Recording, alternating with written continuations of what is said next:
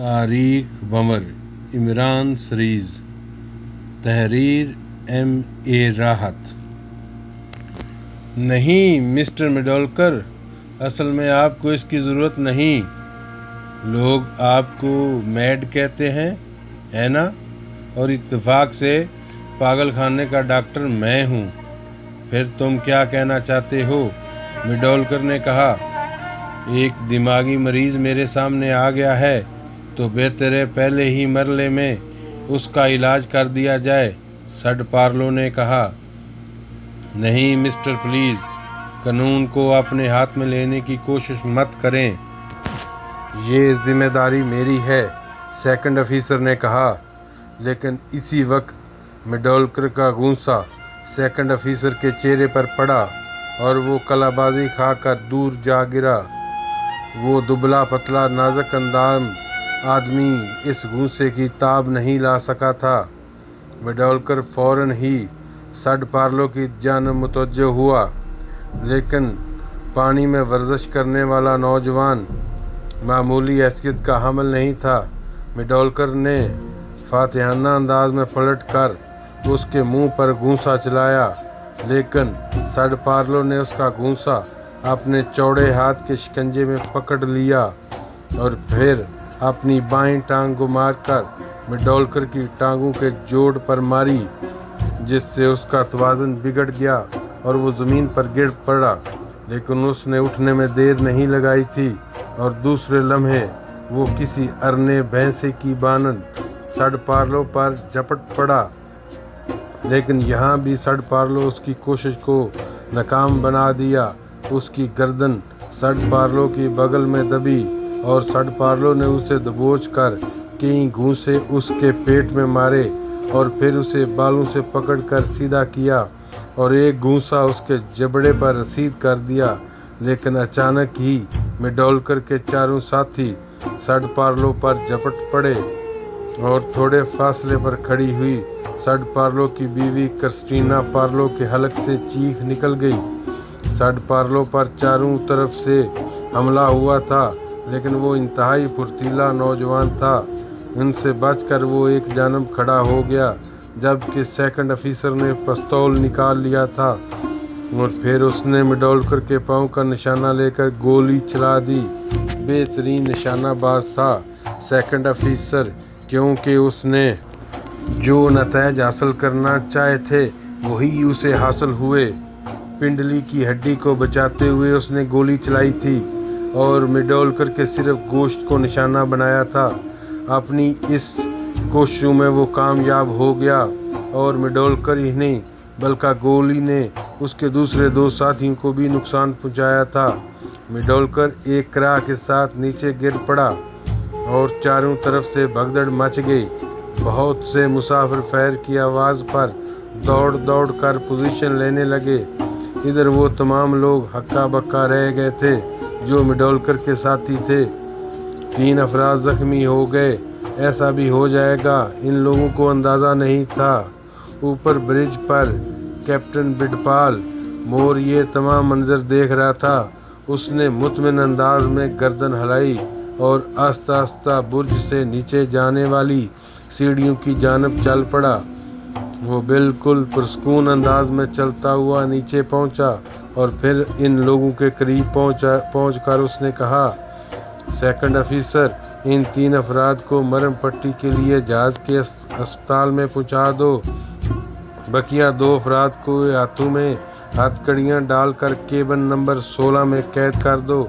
اگر ان تینوں کی پنڈلیاں ٹوٹ گئی ہوں تو ان پر پلاسٹر کروا دیا جائے اور جو بھی صورت حال ہو، لیکن انہیں ہر صورت ہسپتال کے ڈپو کیبن میں ہی رکھا جائے، جہاں ان کی نگرانی قیدیوں کی مانند کی جائے۔ کیپٹن پال مور کی ہدایت پر سیکنڈ آفیسر نے احترام سے گردن خم کر لی تھی۔ واقعہ شروع ہوا اور ختم ہو گیا۔ لوگ کیپٹن پال مور سے متفق تھے۔ ویسے بھی یہ 5 افراد جب عرصے پر نکل آتے تو لوگ ذرا محتاط ہو جاتے تھے۔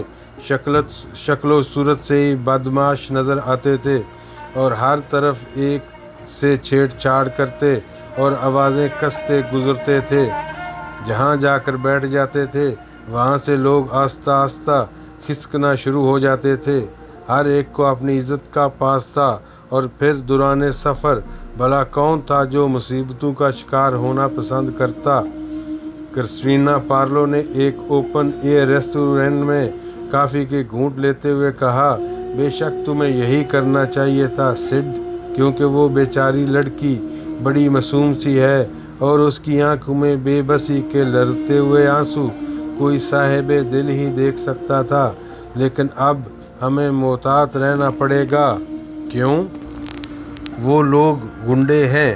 دیکھو کرسٹینا، یا تو کسی کام کے لیے قدم نہ اٹھاؤ، اگر اٹھا لو تو مردی سے ہر مشکل کا انتظار کرو۔ وہ تو ٹھیک ہے، لیکن میں تمہارے لیے کوئی مشکل نہیں چاہتی، اطمینان رکھو۔ اول تو کپتان پالمور ایک سمجھدار کپتان ہے اور اس نے ان لوگوں کے لیے جو احکامات دیے ہیں میں نے انہیں اپنے کانوں سے سنا ہے۔ اب کم سے کم منزل تک تو انہیں چھوڑا نہیں جائے گا، اور اس کے بعد ظاہر ہے وہ کہاں اور ہم کہاں۔ تھوڑے ہی فاصلے پر بیٹھے ہوئے 3 معمر آدمی بھی اسی واقعہ پر ایک دوسرے سے گفتگو کر رہے تھے۔ ان میں سے ایک نے کہا، کیا کپتان کو یہ حق حاصل ہوتا ہے کہ وہ کسی کو اپنا قیدی بنا لے؟ بالکل، سمندری قانون یہی ہے۔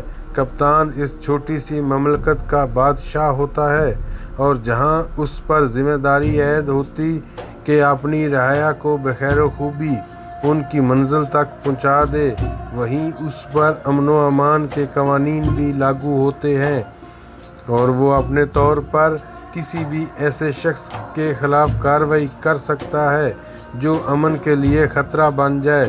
تیسرا آدمی ہنس پڑا اور بولا، خدا کے لیے ایسا نہ کہو، جس قانون کا تم نے تذکرہ کیا ہے کپتان کو واقعی اس بات کا احساس ہو جائے کہ اس پر اس چھوٹی سی مملکت کی ذمہ داریاں ہیں تو وہ شاید برج پر اتنا آنا ہی چھوڑ دے۔ کیوں؟ اس لیے کہ آج کل کی ذمہ داریاں اپنی ذمہ داریوں سے نفرت کرتے ہیں۔ جتنے منہ اتنی باتیں۔ لیشا اپنے باپ کے پاس پہنچ گئی تھی اور اس نے بالکل بھی باپ سے تذکرہ نہیں کیا، کیونکہ اسے خطرہ تھا کہ ایڈمنڈ لاک پریشان ہو جائے گا۔ بہرحال سائکولین سیٹ مین اپنی منزل طے کرتا رہا۔ اسی رات کی بات ہے، تقریباً 12:30 بجے کیپٹن نے پورے جہاز کا جائزہ لیا۔ دونوں سیکنڈ آفیسر اس کے ساتھ تھے۔ ہر چیز کا پوری طرح تجزیہ کیا جا رہا تھا۔ ان تینوں افراد کو مرہم پٹی کے بعد اسی کیبن میں منتقل کر دیا گیا اور ان کی نگرانی کے لیے 2 خلاصی مقرر کر دیے گئے، جنہیں کیپٹن پالمور نے خصوصی ہدایت دیں۔ پھر اس نے برج کا آخری چکر لگایا اور اپنے ماتحتوں کو ہدایت دینے کے بعد خود بھی آرام کرنے کے لیے اپنے کیبن کی جانب چل پڑا۔ پھر نہ جانے رات کا کیا بجا تھا کہ اچانک ہی برج پر موجود ہوشیار لوگوں نے فضا میں ایک دھند سی پھیلتی ہوئی دیکھی۔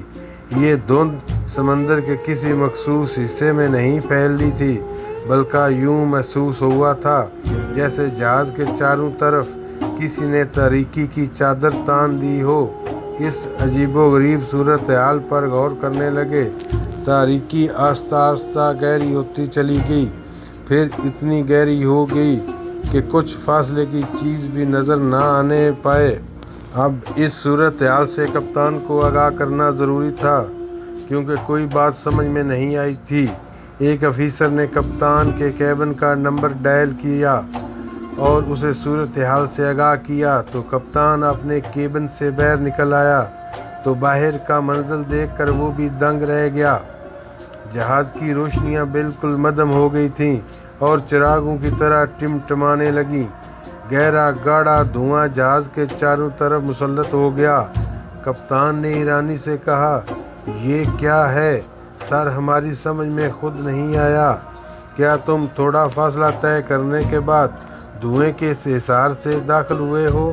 نہیں سر، تو پھر بس اچانک ہی جہاز کے چاروں طرف نمودار ہوا ہے اور ہر طرف اندھیرا چھا گیا۔ میری اتنے سال کی زندگی میں کبھی ایسا کوئی واقعہ میرے علم میں نہیں آیا۔ پھر اچانک ہی ایک ہولناک سکوت طاری ہو گیا۔ ادھر انجن روم میں بھی خلبلی مچ گئی کیونکہ تمام انجن ایک دم سیز ہو گئے۔ انجینئر، چیف انجینئر اور تمام لوگ اس وقت انجن روم میں موجود تھے ایک دم گھبرا گئے۔ انہوں نے سارے انجنوں کو چیک کیا اور ہر طرح ان کا جائزہ لینے لگے، لیکن انہیں یہ محسوس ہوا جیسے کسی مقناطیسی قوت نے ان انجنوں کو اچانک بند کر دیا ہو۔ انہوں نے فوراً ہی ٹیلی فون پر برج سے رابطہ قائم کیا اور کیپٹن بڈپال مور نے ان کا فون ریسیو کیا۔ سر، اچانک ہی تمام انجن بند ہو گئے ہیں، وہ بالکل جام ہو گئے۔ اوہ مائی گاڈ، تم لوگ چیف انجینئر کو بلاؤ، فوراً چیف انجینئر سے بات کراؤ۔ اور پھر تھوڑی دیر بعد چیف انجینئر کی گھبرائی ہوئی آواز سنائی دی، سر، میں چیف انجینئر بول رہا ہوں، کیا ہوا ہے؟ سر، بالکل سمجھ میں نہیں آ رہا، انجن سیز ہو گئے ہیں۔ ہم نے ہر ممکن کوشش کی کہ وہ دوبارہ چل پڑیں، لیکن یوں محسوس ہوتا ہے کہ وہ مکمل طور پر جام ہو گئے ہیں۔ یہ کیسے ممکن ہو سکتا؟ کیپٹن نے بڑبڑاتے ہوئے کہا۔ اور پھر اس پرسکار سکوت کا احساس جہاز کے تمام مسافروں کو ہو گیا۔ جہاز پانی پر ہچکولے کھا رہا تھا، لیکن اب اس کی رفتار ختم ہو گئی۔ پھر اچانک ہی ایک تیز سنسناہٹ کی آواز گونجنے لگی اور کپتان سینے پر کراس بنانے لگا۔ یہ آواز ابھی ناقابل فہم تھی، لیکن یوں محسوس ہو رہا تھا جیسے کہیں سے اسٹیم چھوڑی جا رہی ہو۔ پھر پانی میں اچانک شور نمودار ہوا۔ یہ شور جہاز کے چاروں طرف سے ابھر رہا تھا اور کچھ ایسی آوازیں آ رہی تھیں ملی جلی کے کانوں کے پردے دباؤ محسوس کرنے لگے۔ کپتان نے خوف زدہ لہجے میں کہا، کوئی بڑی آفت، کوئی بڑی بلا ہماری منتظر ہے۔ اور وہ بڑی بلا جو ان کی منتظر تھی چند ہی لمحوں کے بعد نمودار ہونے لگی۔ جہاز کا اگلا سرا ایک دم سے مڑنے لگا تھا اور چونکا جھٹکے سے مڑا تھا، اس لیے پورے جہاز میں چیزیں گرنے کا شور سنائی دینے لگا۔ اور پھر یہ چکر آہستہ آہستہ تیز رفتاری اختیار کرنے لگا۔ کیپٹن پال مور کے منہ سے دہشت بھری آواز نکلی، برمودا ٹرائی اینگل، آہا، ہم کسی خوفناک بھنور میں پھنس چکے ہیں، جہاز کو بچانے کی کوشش نہیں کی جا سکتی، SOS کا سگنل دو اور مسلسل دیتے رہو، کیپٹن نے چیخ کر کہا۔ فوراً ہی اس کی کارروائی کی تیاریاں شروع ہو گئی، مگر ممکن نہیں تھا کوئی اپنی جگہ ٹک سکتا تو یہ عمل کرتا۔ پھر مسافروں کا شور بلند ہوا، تمام مسافر جان خیز انداز میں چیختے ہوئے اپنے اپنے کیبنوں سے باہر نکل آئے۔ وہ جہاز کے اس طرح تیز چکرانے سے گر رہے تھے، اٹھ رہے تھے، زخمی ہو رہے۔ بڑے بڑے ہولناک واقعات کا آغاز ہو گیا۔ جہاز کے مستول ٹوٹ ٹوٹ کر نیچے گرنے لگے، اوپر کی مشینری جو مختلف امور کے لیے تھی، یہاں تک کہ سرچ ٹاور نے بھی اپنی جگہ چھوڑ دی۔ جہاز مکمل طور پر تباہی کا شکار ہو گیا تھا۔ کپتان نے عقل سے کام لیتے ہوئے بجلی بند کرا دی۔ ویسے بھی جنریٹر اپنا کام کرنا چھوڑ چکے تھے، لیکن جو ذخیرہ ان میں موجود تھا وہ ابھی تک بجلی کی سپلائی کر رہا تھا۔ بجلی کی سپلائی بند کر دینے سے آگ لگ جانے کا خطرہ کسی حد تک ختم ہو گیا۔ اب کم از کم بجلی سے آگ نہیں لگ سکتی تھی، لیکن بھنور کے درمیان پھنسا ہوا جہاز اب کھلونے کی شکل اختیار کر چکا تھا۔ کپتان اور اس کے ساتھی دیکھ رہے تھے کہ پانی ایک دائرے کی شکل میں بلند ہوتا جا رہا اور وہ جہاز کے عرصے سے کافی بلندی اختیار کر چکا۔ کپتان کا آخری پیغام یہی تھا کہ لوگ اپنے گناہوں سے توبہ کریں، جہاز غرق ہو رہا ہے اور اب اسے بچایا نہیں جا سکتا۔ لوگوں نے سمندر میں کودنا شروع کر دیا، لیکن کودنے والے جس کیفیت کا شکار تھے उसका उन्हें ही अंदाज़ा होगा। अगर वो दूसरों को बता सकते कि समंदर में कूदने से इस वक्त क्या खतरा लाहक है, तो शायद कोई भी जहाज से कूदने की कोशिश ना करता। इसी आलम में क्रिस्टीना पार्लो और सिड पार्लो भी अपने केबिन से बाहर निकल आए और सूरत हाल का उन्हें अंदाज़ा होता जा रहा था। सिड पार्लो ने क्रिस्टीना से कहा, क्रिस्टीना, जिंदगी मौत के रास्ते पर चल पड़ी है।